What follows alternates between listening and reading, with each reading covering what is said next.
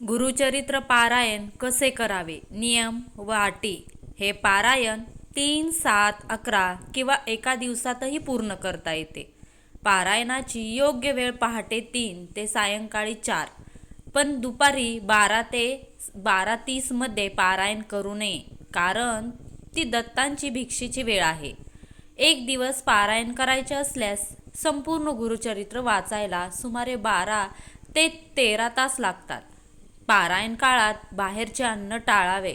घरचेच सात्विक अन्न, फळे, दूध, ताक यांचा वापर करावा आणि शक्यतो ब्रह्मचर्य पाळावे.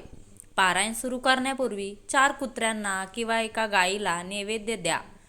त्याला दत्त संप्रदायात विशेष महत्त्व आहे. पारायण करत असताना सोयरसूतक आल्यास वाचन तिथेच थांबवावे आणि दुसऱ्या व्यक्तीकडून विसर्जन करून घ्यावे.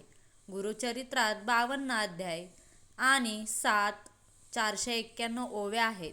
यात गुरुचरित्र, श्रद्धा आणि गुरुकृपा यांचे प्रत्यक्ष वर्णन आहे. या ग्रंथात वेदात क्रियाशून्य भक्तीला स्थान नाही. येथे महत्त्व आहे गुरु शिष्य नात्यांना. हे वाचन आपल्याला गुरूंच्या कृपेचा थेट अनुभव देते. शुद्ध भावनेने पारायण केल्यास अडथळे दूर होतात आणि जीवन दिशादर्शी बनते. श्री गुरुदेव दत्त.